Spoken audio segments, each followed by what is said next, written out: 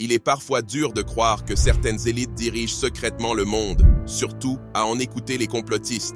Mais si nous devrions nous pencher sur une entité en particulier, il est vrai que certaines nous poussent à nous poser des questions. Nous verrons aujourd'hui l'entreprise qui dirige secrètement le monde, entre les dessous d'une compagnie qui détient des milliards d'euros dans des centaines d'entreprises, ou qui s'occupe d'investir des centaines de milliards de dollars appartenant à des gens du monde entier. Découvrez la vérité cachée derrière BlackRock, l'entreprise qui contrôle notre monde. La création d'un monstre, BlackRock a été fondée en 1988 par Larry Fink et quelques associés.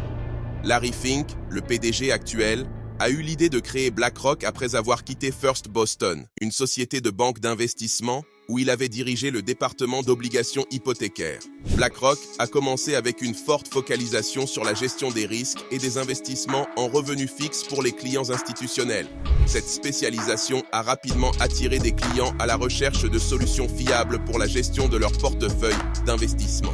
La stratégie analytique et technologique avancée de BlackRock a rapidement porté ses fruits. L'entreprise a commencé à attirer des clients institutionnels majeurs, ce qui a conduit à une croissance rapide de ses actifs sous gestion. En 1994, BlackRock gérait déjà plus de 53 milliards de dollars d'actifs, ce qui était une preuve de son modèle d'affaires efficace et de la confiance des investisseurs dans ses capacités de gestion des risques. En 1999, BlackRock a fait son introduction en bourse, ce qui lui a permis de lever des fonds supplémentaires pour soutenir sa croissance et son expansion.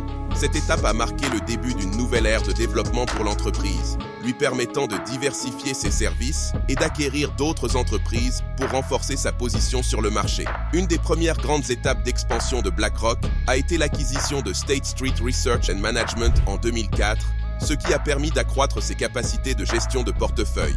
Cette acquisition a été suivie par d'autres, chacune visant à diversifier les offres de services de l'entreprise et à augmenter les actifs sous gestion. Les premières années de BlackRock ont été marquées par une croissance rapide grâce à une focalisation intense sur la gestion des risques et l'innovation technologique. Les stratégies audacieuses de Larry Fink et son équipe ont transformé une petite start-up en une puissance financière mondiale. Un pouvoir démesuré, BlackRock est le plus grand gestionnaire d'actifs au monde, avec plus de 8 000 milliards de dollars d'actifs sous gestion en 2024. Cette immense concentration de capitaux donne à BlackRock une influence considérable sur les marchés financiers globaux. La société détient des parts importantes dans pratiquement toutes les grandes entreprises cotées en bourse, ce qui lui confère un pouvoir significatif dans les décisions de gouvernance d'entreprise.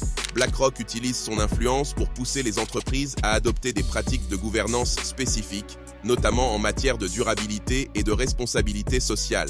Larry Fink, le PDG de BlackRock, envoie des lettres annuelles aux PDG des entreprises dans lesquelles BlackRock investit, soulignant l'importance de l'intégration des critères environnementaux, sociaux et de gouvernance dans leur stratégie. Cette approche promeut une gestion responsable, mais certains critiquent cette influence comme étant une forme de pouvoir excessif non réglementé sur la gouvernance d'entreprise. BlackRock joue un rôle crucial dans la stabilisation des marchés financiers grâce à ses vastes fonds indiciels et ses ETF qui fournissent une liquidité importante.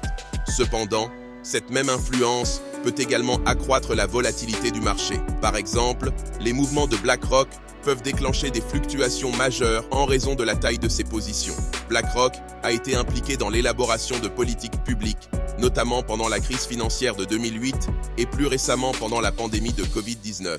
En 2020, la Réserve fédérale américaine a fait appel à BlackRock pour gérer des programmes d'achat d'obligations, ce qui a suscité des critiques concernant les conflits d'intérêts et la concentration de pouvoir économique entre les mains d'une seule entreprise. BlackRock, en tant que plus grand gestionnaire d'actifs au monde, exerce un pouvoir et une influence considérables sur l'économie globale et la gouvernance d'entreprises. Bien que son rôle puisse stabiliser les marchés et promouvoir des pratiques durables, il soulève également des préoccupations importantes concernant la concentration de pouvoir et la transparence.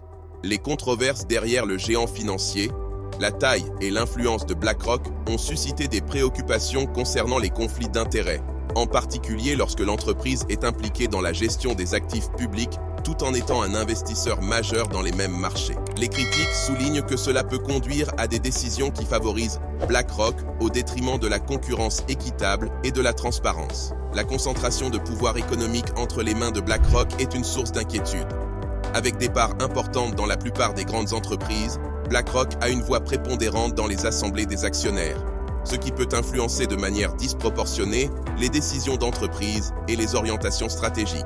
Bien que BlackRock prône la transparence et la responsabilité pour les entreprises dans lesquelles elle investit, certaines critiques soulignent que BlackRock elle-même manque de transparence dans ses propres opérations et décisions stratégiques. La complexité de ses investissements et la portée de son influence sont parfois perçues comme opaques, donc secrètes. La plateforme Aladdin de BlackRock, utilisée pour la gestion des risques et des portefeuilles, collecte et analyse d'énormes quantités de données financières. Bien que cette technologie soit louée pour son efficacité, elle soulève des craintes concernant la concentration de données sensibles entre les mains d'une seule entreprise. Certains craignent que cette capacité de surveillance financière puisse être utilisée pour obtenir des avantages concurrentiels déloyaux. Par exemple, en 2020, BlackRock a été chargé par la Réserve fédérale de gérer des programmes de soutien au marché, tout en investissant dans les mêmes types d'actifs pour ses clients privés. Cela a soulevé des questions sur la neutralité des décisions de BlackRock. Les capacités technologiques et les stratégies d'investissement de l'entreprise, bien que souvent efficaces pour stabiliser les marchés, sont également source de controverses et de craintes concernant l'équité. La dualité de BlackRock, à la fois stabilisateur et perturbateur potentiel, reflète la complexité et l'ampleur de son influence sur l'économie mondiale. Mais qui est Larry Fink ?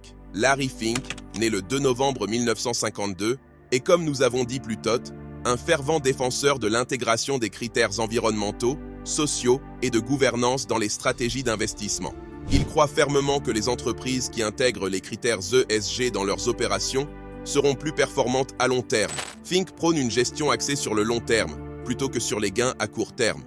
Il encourage les entreprises à investir dans des pratiques durables et à considérer les impacts sociaux et environnementaux de leurs opérations. Cette vision est fondée sur la conviction que les entreprises responsables et durables généreront des rendements plus stables et durables pour les investisseurs.